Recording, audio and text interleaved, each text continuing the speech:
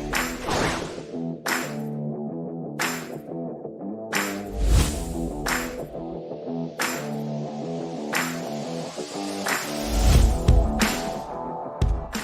pagi, perkenalkan nama saya Eva Setiarini Damani.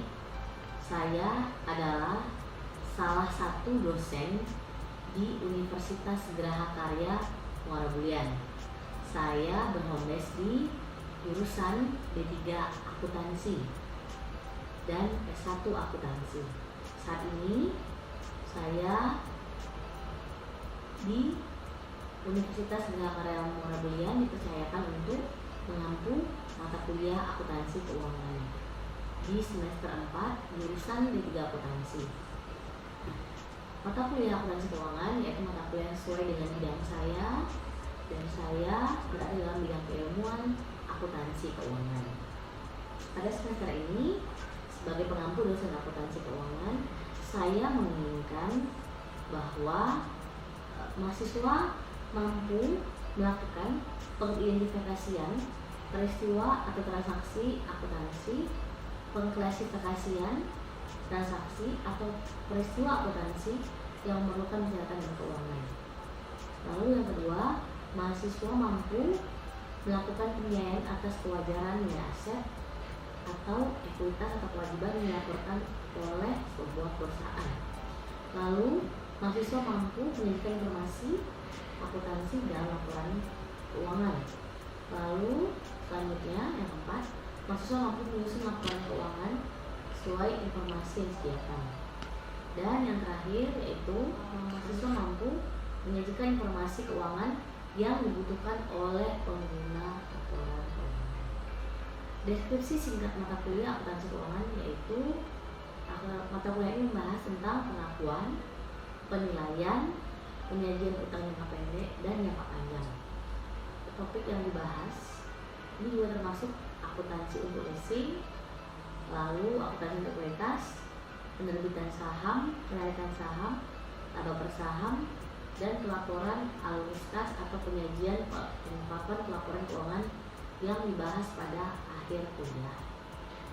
Pada materi ini saya menyampaikan tentang laporan arus kas yang terdapat dalam perusahaan, baik perusahaan manufaktur maupun perusahaan yang bukan manufaktur atau perusahaan dagang. Di semester ini terdapat 16 bab, yaitu berdasarkan teorinya untuk mata kuliah ini deskripsinya yaitu tentang membahas praktik perlakuan akuntansi dan pelaporan untuk kewajiban jangka panjang, ekuitas, laba bersaham, investasi, akuntansi perpajakan, pengakuan pendapatan, program pensiun, sewa guna usaha, perubahan akuntansi dan analisis kesalahan, laporan arus kas, serta konsep prinsip full disclosure atas informasi keuangan. Materi pokok dalam semester ini adalah bagaimana menyusun kerangka dasar penyusunan laporan keuangan, pengakuan pendapatan, mengetahui konsep perhitungan, metode pencatatan, income tax dan different tax, konsep teoritis dan perhitungan pencatatan akun imbalan pasca kerja, konsep pencatatan akuntansi jika perubahan akuntansi, kebijakan estimasi dan kesalahan pencatatan, lalu penyusunan laporan arus kas, dan yang terakhir metode penyusunan dalam laporan keuangan. Di dalam prakteknya bahwa saya mengajar mahasiswa di D3 Akuntansi dengan 7 mahasiswa pada semester ini, bahwa di sana adalah pada awal pembukaan, lalu setiap sebelum besok misalnya kita akan menyampaikan materi, bahwa saya telah mengirimkan materi kepada mahasiswa untuk dipelajari terlebih dahulu di rumah sebelum besok saya akan memperjelas bagaimana saya akan memberikan materi kepada mahasiswa. Di semester ini saya dipercayakan untuk mengajar di D3 Akuntansi dengan mata kuliah akuntansi keuangan, pada penjelasan kali ini bahwa saya akan menyampaikan materi tentang perubahan akuntansi dan koreksi kesalahan. Berikut adalah video pengajaran yang akan saya tampilkan saat saya mengajar di kelas. Iya, anak ibu. Baik, ibu.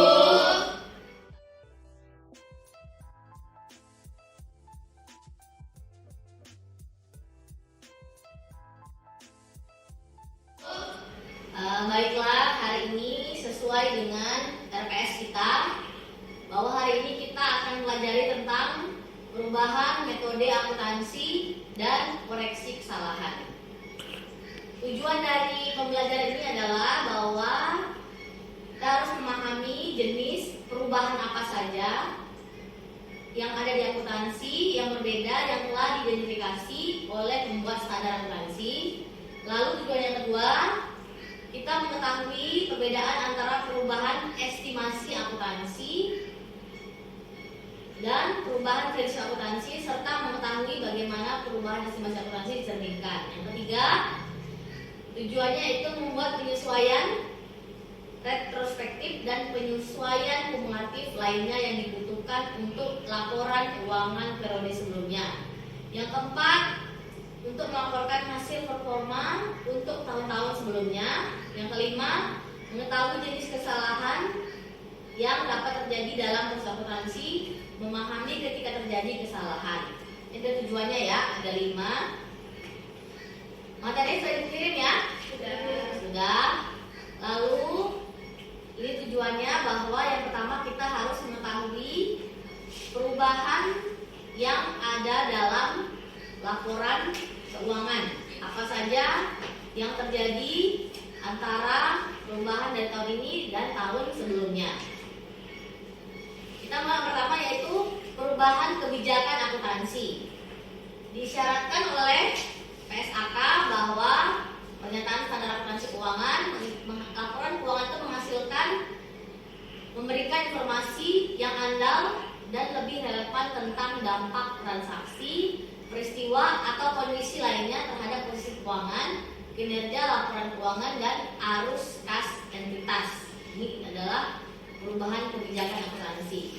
Ada 3 yaitu jenis perubahan akuntansi. Yang pertama, perubahan dalam prinsip akuntansi. Yang kedua, perubahan dalam taksiran akuntansi. Yang ketiga, perubahan dalam satuan usaha. Perubahan prinsip akuntansi itu bisa kita lihat, yaitu yang pertama kita jadi perubahan pencatatan kesediaan. Kalau pencatatan itu ada ya, dari FIFO atau average. Ada 3 ya. Pertama mungkin dia pakai FIFO, ternyata dia tidak menguntungkan, lalu dia ganti ke FIFO. Perubahan itulah yang harus kita ketahui dan apa yang harus kita tidak lanjuti atas perubahan prinsip tersebut. Ada juga yang kedua, perubahan metode depresiasi. Kita menghitung apa kalau depresiasi? Menghitung penyusutan dari aktiva ya. Kita dari metode garis lurus ke metode saldo menurun. Yang ketiga, perubahan metode pengakuan pendapatan dari metode kontrak selesai ke metode persentase penyelesaian. Ini pengakuan untuk pendapatan ya. Yang ketiga, kita melihat perubahan metode biaya produksi. Dia pakai metode full costing ke direct costing atau ke metode variable costing. Sampai di sini apa ada yang bertanya? Ya, Gaisa, pertanyaannya? Bu, saya belum paham yang bagian kesalahan yang mempengaruhi neraca dan laporan laba rugi sekaligus. Oke, kesalahan yang mempengaruhi neraca dan laporan laba rugi sekaligus. Jadi ada 2 kelompok kesalahan akuntansi. Yang pertama tadi Bu jelasin, kesalahan yang mempengaruhi neraca saja atau laporan laba rugi saja. Lalu yang kedua, ada kesalahan yang mempengaruhi neraca dan laporan laba rugi sekaligus. Ini bisa kita lihat bahwa kesalahan akuntansi yang berpengaruh pada neraca dan laporan laba rugi sekaligus adalah kesalahan perhitungan stock of name persediaan. Ya. Jadi stock of name itu persediaan. Itu dari mana persediaan? Di neraca. Kalau persediaan itu ada di neraca. Hasil perhitungan fisiknya kalau salah di neraca, maka akan mempengaruhi persediaan akhir yang terdapat dalam laporan laba rugi. Ya. Jadi dia kalau ngitung tuh persediaan itu setiap bulan, setiap akhir periode dihitung, salah dia ngitungnya, kan persediaan itu di neraca. Maka nilai akhir akan dimasukkan ke laporan laba rugi. Di laporan laba rugi maka akan juga salah. Jadi dia berpengaruh di neraca dan laporan laba rugi. Itu tadi adalah kesalahan yang mempengaruhi laporan laba rugi dan neraca sekaligus. Paham, Feli? Ada lagi yang ingin bertanya? Ya, Ika? Kita bertanya tentang kesalahan apa saja yang sering terjadi dalam akuntansi.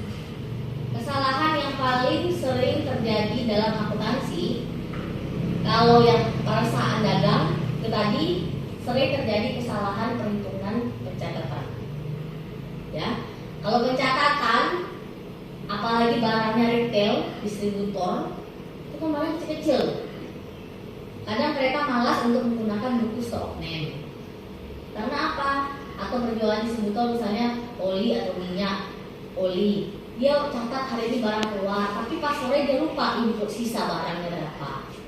Ya, otomatis pencatatan yang di sistem dengan pencatatan yang sesuai dengan laporan hari-hari, catat dia pakai buku hari-hari, itu berbeda dengan apa yang ada di sistem. Otomatis kalau sistemnya kita pakai, dan sistem kita pakai itu tidak sama dengan hasil yang harusnya kita cantumkan dalam laporan keuangan kita. Itu paling sering terjadi kesalahan. Karena apa? Persediaan ini langsung connect ke penjualan. Berapa yang kita beli atau jual itu adalah hasil dari perhitungan sisanya persediaan kita di gudang. Ya.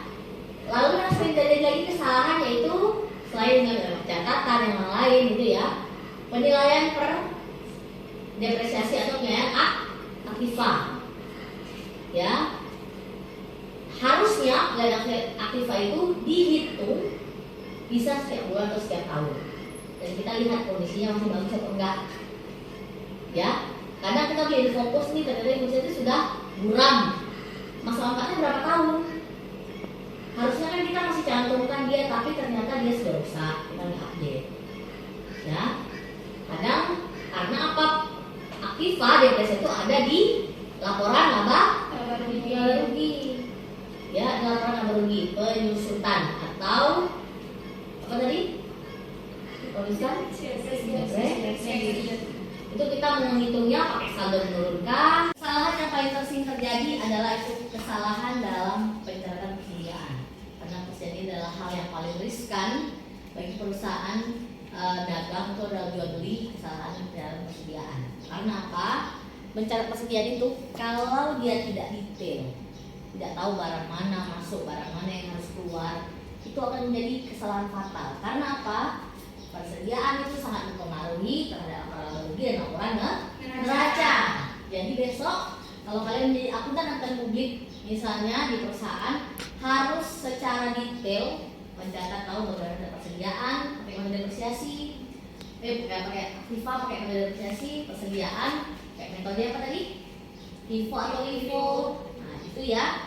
Jadi harus tahu apa yang bisa terkoreksi sendiri, bagus sendiri, jurnalnya tidak berjurnal, ada yang perlu di jurnal. Jadi closing statementnya di mata kuliah yang ini di bab ini bahwa ternyata ada perubahan akuntansi itu ada 4 item. Dari kesalahan itu ada 2, ada yang dia kesalahannya berpengaruh, ada yang tidak berpengaruh. Lalu ada yang dia bisa diperbaiki secara otomatis, ada yang harus di jurnal. Oke, sampai sini ada pertanyaan? Coba ini dilihat contoh soalnya. Yang pertama, sebuah mesin dibeli dengan nilai perolehan 250 juta secara tunai pada awal tahun 2019 dengan umur manfaat 5 tahun dan disusutkan dengan garis lurus. Entitas mencatat pembelian mesin dengan dasar kas, buatlah ayat jurnal untuk melakukan koreksi kesalahan. dia ada salah mencatat nih ya. Coba lihat, dia membeli mesin 250 juta. Apa yang diketahui? Ini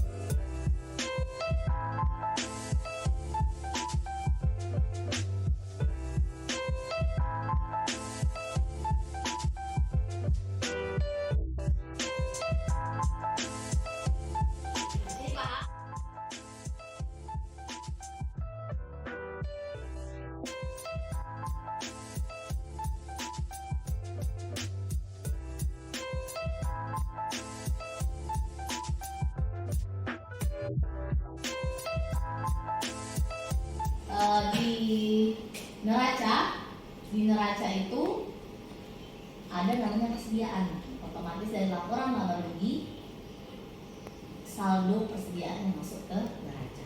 Kalau neracanya salah, maka laporan laba rugi juga salah. Sampai sini ada pertanyaan?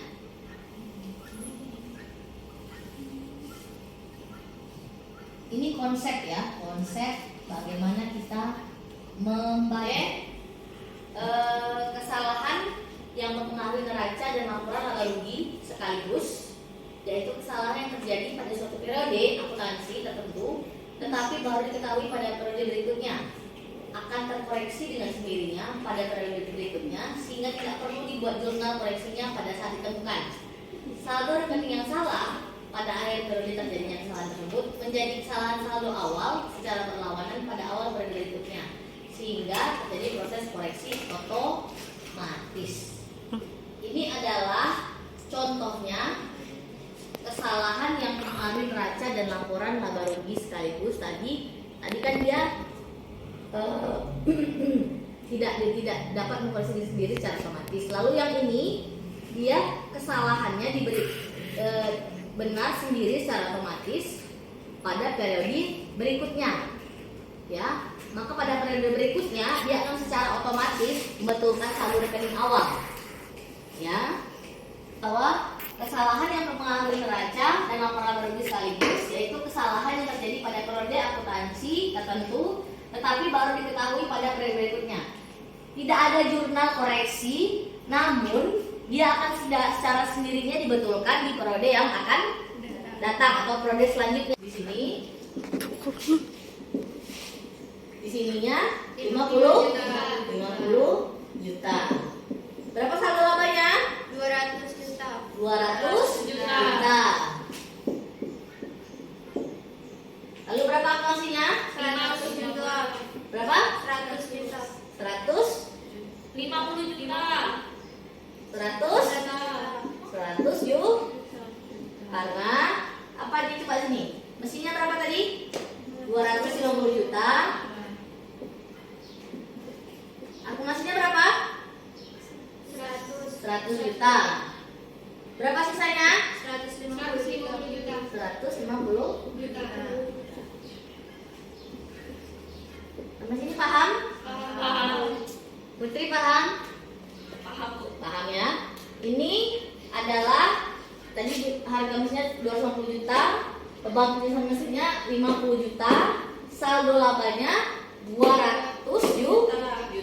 Lalu akumulasi mesinnya 100 juta. Ini adalah jurnal diperlukan untuk mencatat koreksi atas kesalahan mencatat metode penyusunan. Ini tidak bisa secara sendiri dan otomatis. Harus kita yang mengkoreksi dan membuat mana yang benar, ya. Lalu mesin akumulasi penyusunannya ternyata 100 juta pada nilai netonya 150 juta. Sampai sini bisa dimengerti penjelasan dari Ibu? Bisa. Paham semua? Paham. Oke.